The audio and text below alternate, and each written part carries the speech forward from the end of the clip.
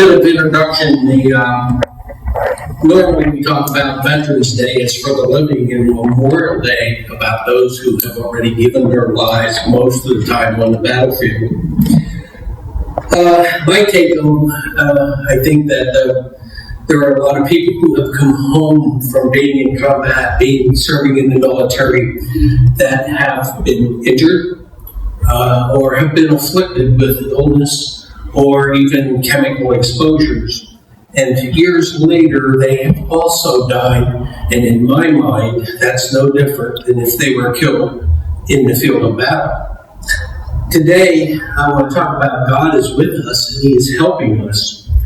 And we want to talk about some of us are here today because of God and because of certain God winks that He has given to many, many of us.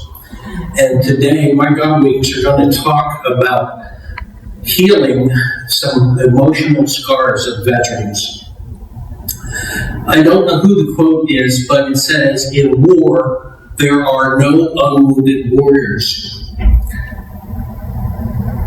Injuries speak for themselves. We see them. People have been injured in battle. We see the scars. But they are also mental. And those we don't see.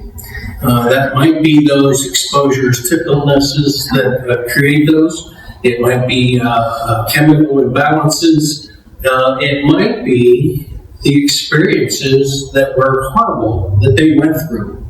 In World War I, it was called shell shock. In World War II, it was called battle fatigue. And in Vietnam and the Middle East wars, they call it PTSD, post-traumatic stress disorder. Veterans keep everything inside them. If you think about it, you didn't hear very many veterans talk about their experiences. They might among themselves, but not with the public or even with family. My daughter went to school and they were studying the Vietnam War, and the teacher asked if they knew anybody was in Vietnam, and she said, "Yeah, my dad." She couldn't tell them one thing because she had no idea, because I was one of them.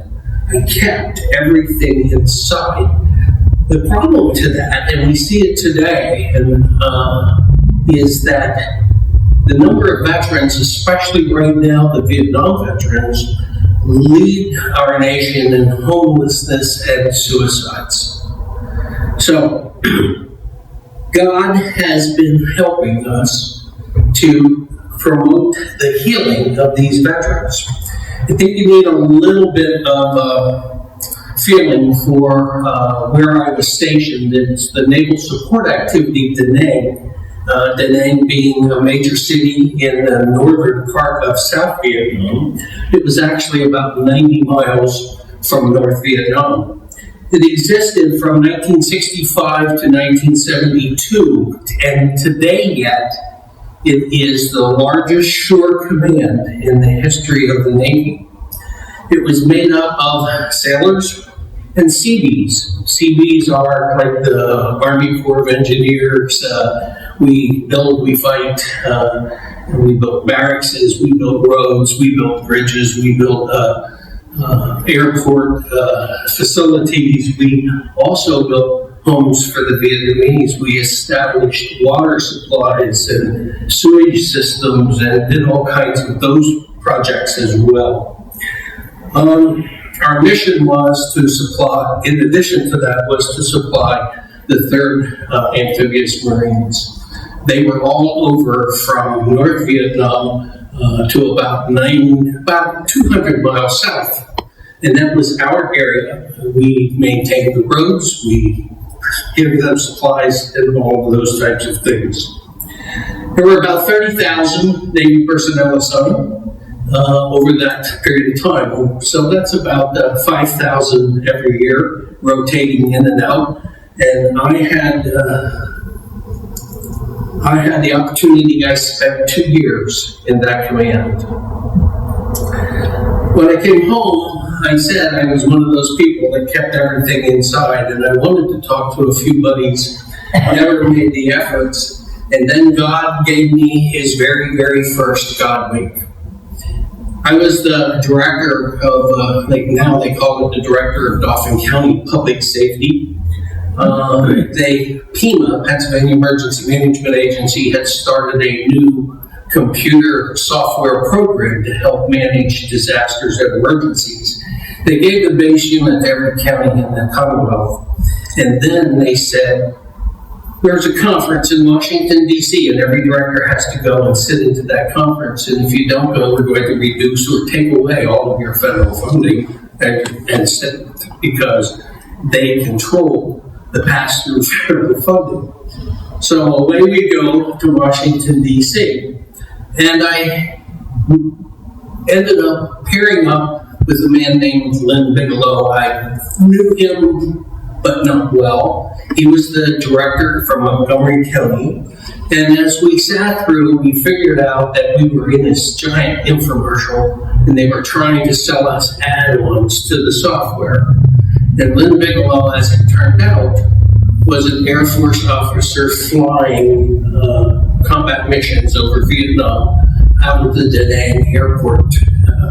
So we immediately had something in common, and he said, have you been to the Vietnam Wall? And I said, no, I have not. He said, well, let's skip this afternoon, catch the metro, and go see the wall. So that was my first God wink, and it ended when Lynn and I walked around at the side of the wall, and I started just bawling my eyes out. Uncontrollable, I couldn't stop, and I was so embarrassed. And I turned around and I wanted to tell Lynn that I was sorry, except he was worse than me. He was on the ground on his knees. So for a period of time there stood two grown adults hugging each other and crying and not caring anything. And I would tell you, in my personal, that was the beginning of my healing. And I didn't realize I was sick. My second God wink was, I thought, I'm going to try to have a reunion and try to find some of the guys I served with. And I kept putting it off. But after meeting Lynn, I decided I would give it a really good shot. And I finally got a VFW magazine to find out how to advertise. And lo and behold, what was there? An announcement for our very first reunion. Somebody beat me to it. So in 1999, I went to Louisville. My wife went along. Out of the 30,000, they only came up with 50 people who responded, but only 29 attended. Two of them were Dick and Terry, my two best friends, while I was in Vietnam. My wife said, after 30 years, it was like we just hadn't been together for 2 weeks. We just picked right up where we left off. And again, we started feeling better. At the reunions, and this is going to come up more in my presentation here today, we have a hospitality room where we sit around and we drink coffee or beer or soda, and we talk. People bring their pictures, and we swap stories, and you bond. And a man named Ed Brannigan, who was Fleet Navy, he was a damage controlman repairing patrol boats, river patrol boats, was explaining a story about a crazy CB mechanic who came to work on his giant air compressor.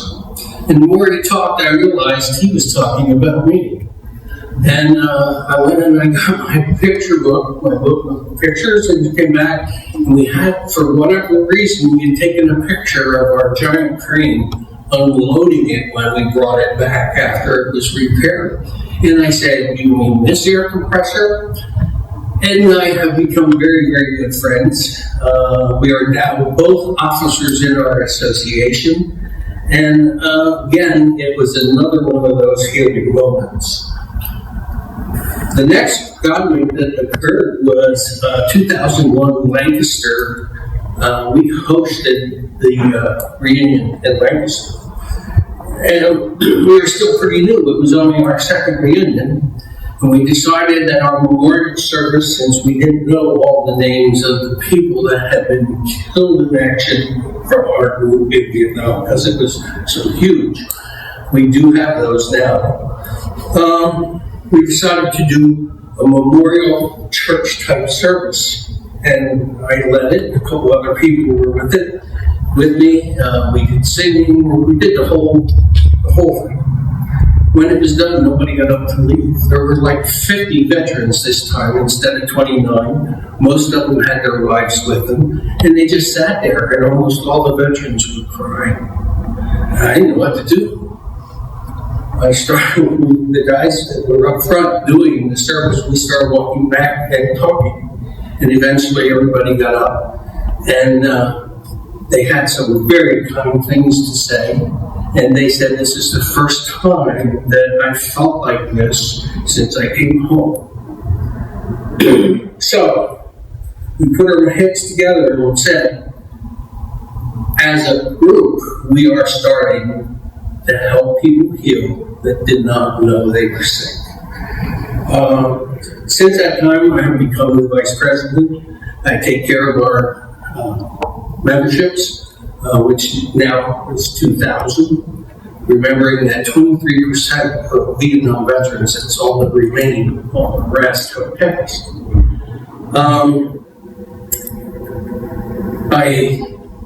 The best thing I do, I plan and present all of our memorial services. The one at our reunion and our meeting, and the one out at some military where we honor all veterans that have gone before us, not just our group of people. The fifth week was occurred in San Diego in 2003. Sitting around in those talks, Chaplain Howe, who had been up in July, which is about 3 miles away from North Vietnam, came back into headquarters in the city of Da Nang.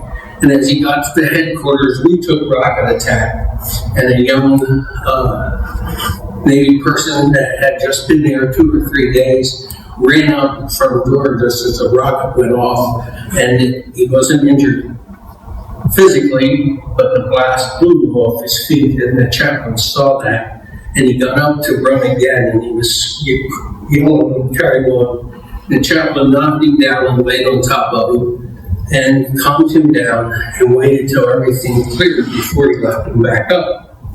And you say, well, how was that a God wink? The God wink occurred when the chaplain told us that story, and that night after our banquet at open night, a man stood up and started telling this story. And the longer he told the story, the harder he cried, and he said, I felt guilty ever since that night because I never said thank you. Chaplain House stood up and said, sir, I'm on my way out. You can tell me thank you. It was me. It's crazy. The sixth one, I'm going to reverse this just a little bit. In 2009 in Cincinnati, I met a man named Dave Truesdale, and it was his first reunion. Him and I were polar opposites. But every time I turned around, he was behind me or on my elbow. We'd sit down to have lunch, and he would join our table for 3 years. Everywhere I went in the reunion, I got on the bus to go on a tour. He was in the seat behind me or across the aisle, and he used to drive me crazy. He was very outgoing and very loud, and I'd say to my wife, how can I get away from this guy? Well, in 1969, we had a crane breakdown, went pretty far out, and it was shift change. We worked 12-hour shifts 7 days a week, and I was the crane crew repair supervisor, and they needed a lube truck, and that shift change, there was nobody there. I said, I'll take it, no big deal, we got to get out there before dark, because if we don't, now we have to wait for explosive ordnance disposal to check it before we can do anything. So all those kinds of things, I get in the lube truck and I take off, and I'm thinking, I'm going to be really close, because I got to go all the way around the overpass. And there's this shortcut, has this giant sign that says off limits, do not enter, ever. But I knew where it went.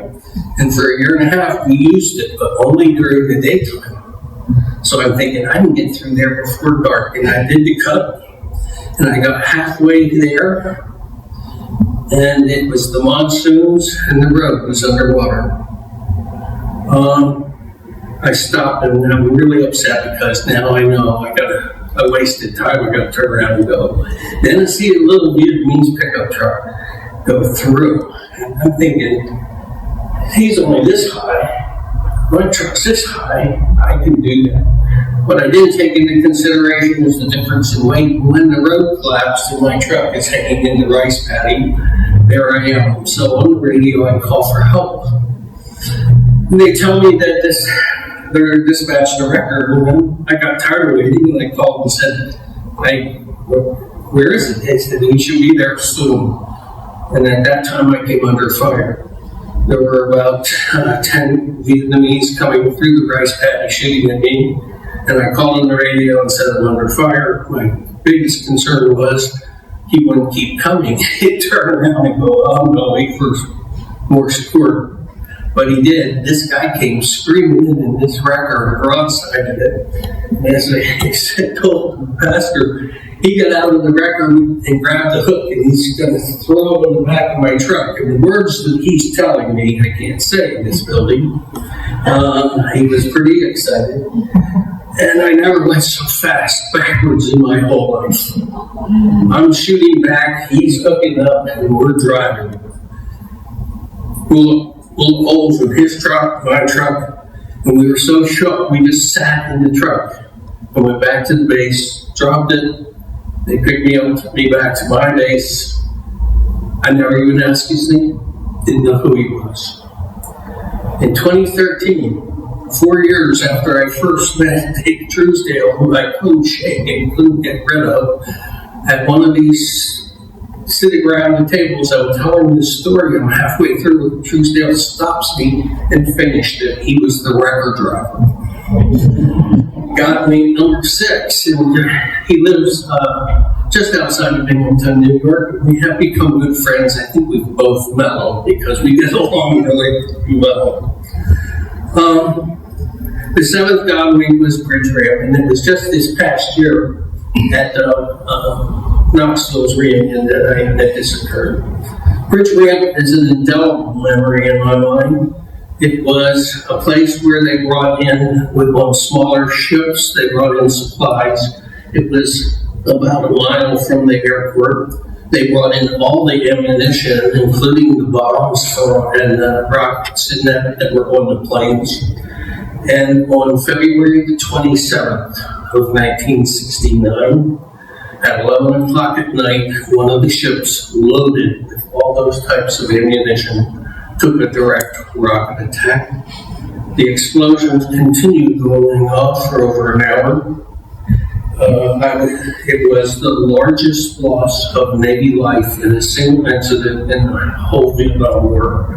22 killed in action, 37 wounded, and not one building left standing. A ship probably about the size of the sanctuary part of it was blown almost 30 yards. The destruction is indescribable, body parts all over the facility. I got a phone call. Master Arms got the phone call that said, "Come and get me out of the bed." And I called the office, and they said, "Get 2 guys or 3 guys, whatever you're going to need. You need to go fix cranes at Bridge Ramp." And the 2 guys that came to the Louisville reunion were the 2 I picked, and we went to Bridge Ramp. And our job was to make sure all the cranes that we just hauled in were working, trying to find survivors. There was a smaller ship that they were hoping had an air pocket to lift and have survivors in there. This story was told at the Knoxville reunion by a guy who said, he started it and started telling all about this incident. I drove the truck crane in, but the truck crane was too light. I couldn't lift what needed to be lifted. And he said, so I was there with the truck crane with nothing to do. And he said they brought in some crawler cranes, and they were not functioning, and the seat mechanics were working on them, and they asked me, would I operate it while they worked on it to get them running? Again, me, 50, and my two buddies from Louisville. So 55 years later, I connect with another person that I had interaction with in not good circumstances in Vietnam. The reunion has become a wonderful healing tool, and I do thank God for helping me and our association become His tool. I think that His God link sent us there, and I think I am here today because of God links. I could very easily have had my name on the wall more than one time. So I do thank God for giving me the opportunity to give back through our healing. Thank you.